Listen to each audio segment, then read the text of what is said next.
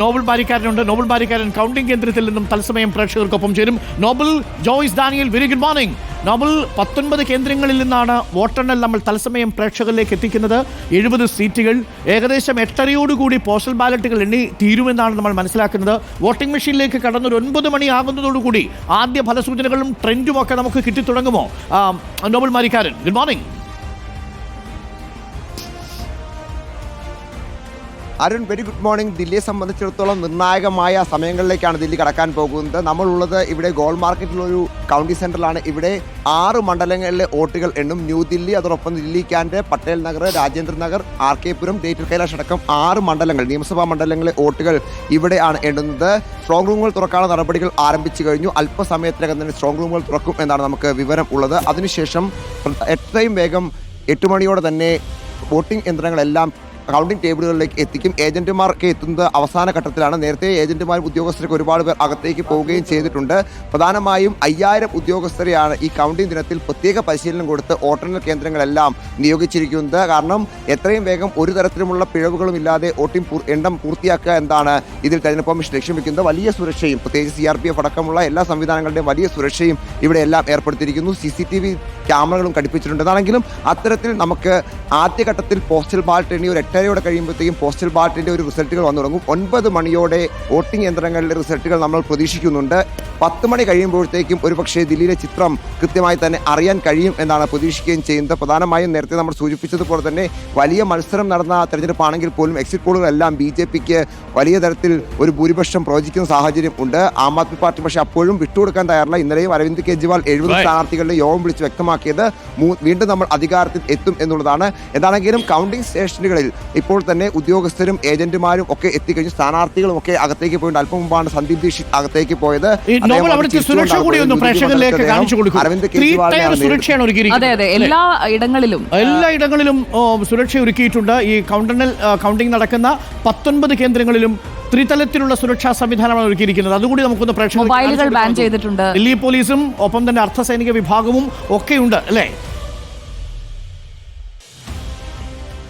തീർച്ചയായും ഉദ്യോഗസ്ഥരെ നമുക്ക് ദൃശ്യങ്ങളിൽ കാണാൻ കഴിയും. ഒരുപാട് ഉദ്യോഗസ്ഥർ ഇതിനു മുമ്പ് തന്നെ അകത്തേക്ക് പോവുകയും ചെയ്തിട്ടുണ്ട്. ഒപ്പം ഈ കൗണ്ടിംഗ് സെന്ററിന് ചുറ്റും മറ്റ് അർദ്ധസൈനിക വിഭാഗം അടക്കമുള്ള എല്ലാ സംവിധാനങ്ങളെയും വിന്യസിച്ചിട്ടുണ്ട്. നമുക്ക് ദൃശ്യങ്ങളിലേക്ക് വന്നു കഴിഞ്ഞാൽ എത്തുന്ന ഓരോ ആളുകളെയും കൃത്യമായി പരിശോധിച്ച ശേഷമാണ് അകത്തേക്ക് കടത്തിവിടുന്നത്. അത്തരത്തിൽ മറ്റ് സംവിധാനങ്ങൾ, ഒപ്പം അകത്ത് ആംബുലൻസ് അടക്കമുള്ള മറ്റ് എല്ലാ ക്രമീകരണങ്ങളും ഒരുക്കിയിട്ടുണ്ട്. ഏതെങ്കിലും മറ്റ് അടിയന്തര സാഹചര്യം ഉണ്ടായിക്കഴിഞ്ഞാൽ അതിന് നേരിടാൻ വേണ്ട സൗകര്യങ്ങളുണ്ട്. ഒപ്പം ഫയർഫോഴ്സ് അടക്കമുള്ള സംവിധാനങ്ങൾ ഇവിടെ എത്തിച്ചിട്ടുണ്ട്. അത്തരത്തിൽ വലിയ മുന്നൊരുക്കങ്ങളാണ് ഈ തെരഞ്ഞെടുപ്പ് വോട്ടെണ്ണലുമായി ബന്ധപ്പെട്ടുകൊണ്ട് വോട്ടെണ്ണൽ കേന്ദ്രങ്ങൾക്ക് മുന്നിൽ ഒരുക്കിയിരിക്കുന്നത്. പ്രധാനമായും 19 കേന്ദ്രങ്ങളിലായാണ് 70 മണ്ഡലങ്ങളിലെ വോട്ടുകൾ എണ്ണാൻ പോകുന്നത്. നിലവിലത്തെ സാഹചര്യത്തിൽ ഞാൻ ആദ്യം സൂചിപ്പിച്ചതുപോലെ തന്നെ 5000-ഓളം വരുന്ന ഉദ്യോഗസ്ഥരെ വിന്യസിച്ചിരിക്കുന്നത്. എത്രയും വേഗം ഈ കൗണ്ടിംഗ് മറ്റു തരത്തിലുള്ള ഒരു ഡിലേയും ഇല്ലാതെ പൂർത്തിയാക്കി റിസൾട്ട് പുറത്തേക്ക് വിടുക എന്ന ലക്ഷ്യത്തോടെ തന്നെയാണ്. അത്തരത്തിൽ എന്താണെങ്കിലും തെരഞ്ഞെടുപ്പ് കമ്മീഷൻ എല്ലാ സജ്ജീകരണങ്ങളും കഴിഞ്ഞ ദിവസം തന്നെ ഒരുക്കി.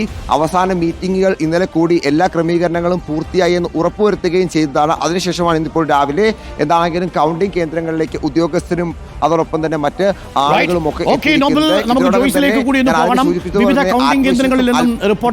റിപ്പോർട്ടർ സംഘം പിയ സുനിലും ജോയ്സ് ഡാനിയലും നോബൽ ബാരിക്കാരനും തത്സമയം പ്രേക്ഷകർക്കൊപ്പം ചേരും.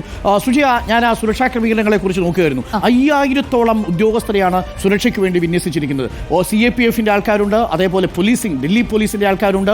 അവസാന നിമിഷം എന്തും സംഭവിക്കാം ദില്ലിയിൽ എന്നുള്ളതൊരു നാടകീയത. കാരണം ഇത്രയും ഒരു നെക്ക് ടു നെക്ക് ഫൈറ്റിലേക്ക് ഇതുവരെ, അതായത് ഇത്രയും ഒരു ക്ലോസ് ഇഞ്ചായിട്ടുള്ള ഒരു പോരാട്ടത്തിലേക്ക് എത്തിയിട്ടില്ല ദില്ലി. 2013 ആയാലും 15 ആയാലും 20 ആയാലും അതെ, ആം ആദ്മി വരും എന്നുള്ളത് എക്സിറ്റ് പോളിലും അറിയാം, അതുപോലെ തന്നെ ജനങ്ങൾക്കും അറിയാം, നമുക്കും മാധ്യമപ്രവർത്തകർക്കും അറിയാം എന്നതായിരുന്നു. പക്ഷേ ഇത്തവണ അങ്ങനെയല്ല. ഇത്തവണ എന്തും സംഭവിക്കാം. അതുകൊണ്ടാണ് അരവിന്ദ് കെജ്രിവാൾ നേരത്തെ തന്നെ ഓപ്പറേഷൻ ലോട്ടസ് എന്ന ആരോപണം ഉയർത്തുന്നു. അതിനുശേഷം ഇന്നലെ അരവിന്ദ് കെജ്രിവാളിന് നോട്ടീസ് നൽകാനായി എത്തുന്നു. നാടകീയമായ നീക്കങ്ങളാണ് ലാസ്റ്റ് അവേഴ്സിൽ നമ്മൾ കണ്ടത്.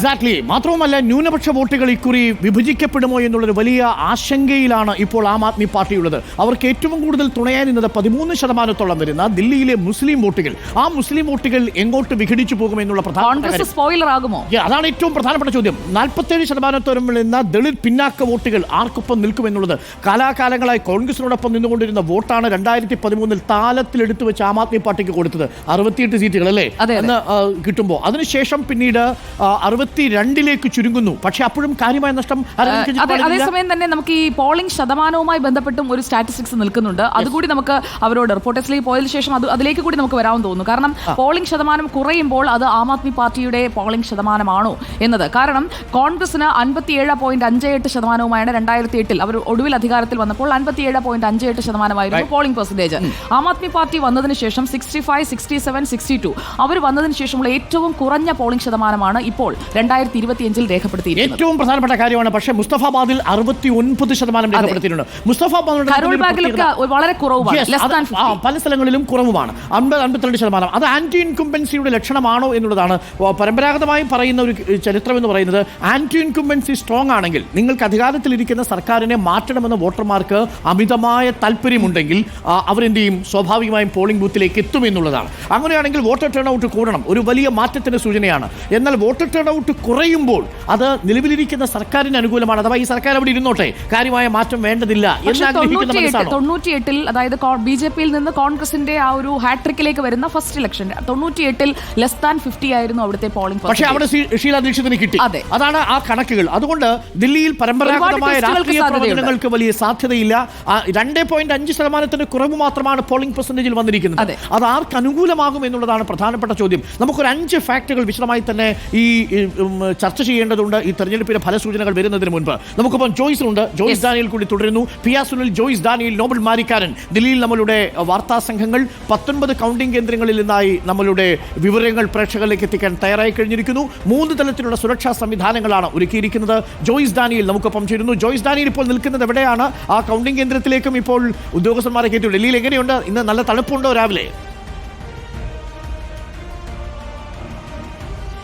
അരുൺകുമാർ, നല്ല തണുപ്പ് തന്നെയുണ്ട്. ഈ തണുപ്പിന് ഇപ്പോൾ ചൂടിലേക്ക് മാറും എന്നുള്ള ഒരു സംശയമില്ല. അത് തെരഞ്ഞെടുപ്പിന്റെ ഫലം വരുമ്പോഴായിരിക്കും. രാവിലെ ബിജെപിയുടെയും ആം ആദ്മി പാർട്ടിയുടെയും ക്യാമ്പിലൊന്ന് പോയിട്ടുണ്ടായിരുന്നു. അവിടെ കാര്യങ്ങളൊക്കെ തുടങ്ങി വരുന്നതേ ഉള്ളൂ, പ്രവർത്തകരൊക്കെ എത്തുന്നേ ഉള്ളൂ. നിലവിൽ ഇപ്പോൾ ഞാൻ നിൽക്കുന്നത് ന്യൂദില്ലി മണ്ഡലത്തിൽ തന്നെയാണ്. ഏതായാലും വലിയ തെരഞ്ഞെടുപ്പ് പ്രചാരണത്തിനൊടുവിൽ, ആഴ്ചകൾ നീണ്ട തെരഞ്ഞെടുപ്പ് പ്രചാരണത്തിനൊടുവിൽ ഏറ്റവും കൂടുതൽ വോട്ടുകൾ പോൾ ചെയ്ത ഒരു തെരഞ്ഞെടുപ്പ് കൂടിയാണ് നമ്മൾ കണ്ടുവന്നിരുന്നത്. അതിൽ 2% കുറവാണെങ്കിൽ പോലും ആ 2% കുറഞ്ഞത് ആരെയായിരിക്കും ബാധിക്കുക എന്നുള്ള ചോദ്യമാണ് ഏറ്റവും പ്രധാനമായി ഇതിൽ നിൽക്കുന്നത്. ഇപ്പോൾ താങ്കൾ തന്നെ സൂചിപ്പിച്ചതുപോലെ തന്നെ ഈ മുസ്ലിം വോട്ടുകളാണ് ഈ തെരഞ്ഞെടുപ്പിൽ ഏറ്റവും നിർണായകമാകുക. 23 സീറ്റിലെ വിധി നിർണ്ണയിക്കുക മുസ്ലിം വോട്ടുകളാകും എന്നാണ് ഇപ്പോൾ വിലയിരുത്തൽ വരുന്നത്. പ്രത്യേകിച്ച് ഈ നോർത്ത് ഈസ്റ്റ് ഇടങ്ങളിലും ഒപ്പം തന്നെ ഡൽഹിയിലെ ചില പ്രത്യേക മണ്ഡലങ്ങളിലും ഒക്കെ തന്നെ 10%-ലധികം മുസ്ലിം വോട്ടുകളുണ്ട്. ആ വോട്ടുകൾ നിർണ്ണയിക്കുന്ന ആ 23 സീറ്റുകളിൽ ആരാകണം വിജയ് എന്ന് ചരിത്രമായി പറയേണ്ടത് ഈ മുസ്ലിം വോട്ടുകളാണ്. അതിലേക്കാണ് ഇപ്പോൾ കാര്യങ്ങൾ എത്തി നിൽക്കുന്നത്. എന്തായാലും സ്ട്രോങ് റൂമുകൾ ഒക്കെ തന്നെ തുറന്നു കഴിഞ്ഞിരിക്കുന്നു. അതുമായി ബന്ധപ്പെട്ട് ഉദ്യോഗസ്ഥർ എത്തിക്കഴിഞ്ഞിരിക്കുന്നു. സുരക്ഷാ ക്രമീകരണങ്ങളൊക്കെ ശക്തമായി തന്നെയുണ്ട്. പ്രത്യേകിച്ചും തലസ്ഥാനത്ത് ഇത്ര നല്ലൊരു തെരഞ്ഞെടുപ്പ് നടക്കുമ്പോൾ അതിനുവേണ്ടിയിട്ടുള്ള ഒരുക്കങ്ങളെല്ലാം പൂർത്തിയായി കഴിഞ്ഞിരിക്കുന്നു. ഏതായാലും ക്യാമ്പുകളിലേക്ക്, പ്രത്യേകിച്ച് ബിജെപിയുടെയും ആം ആദ്മി ക്യാമ്പുകളിലേക്കും പ്രവർത്തകർ എത്തി തുടങ്ങുന്നേ ഉള്ളൂ. എന്താകും വിധി എന്നറിയാനുള്ള ആകാംക്ഷയിലാണ്. ഒരുങ്ങിക്കഴിഞ്ഞിരിക്കുന്നു. മഹായുദ്ധത്തിന്റെ ഫലം ഇന്ന് നമ്മൾ എക്സൈറ്റിംഗ് സാറ്റർഡേ സൂപ്പർ ത്രില്ലർ പ്രേക്ഷകർക്ക് കാണാം. റിപ്പോർട്ടർ ടിവിയിലൂടെ അണമുറിയാതെയായിരിക്കും, ഇടവേളകളില്ലാതെയായിരിക്കും ഈ റിസൾട്ടിന്റെ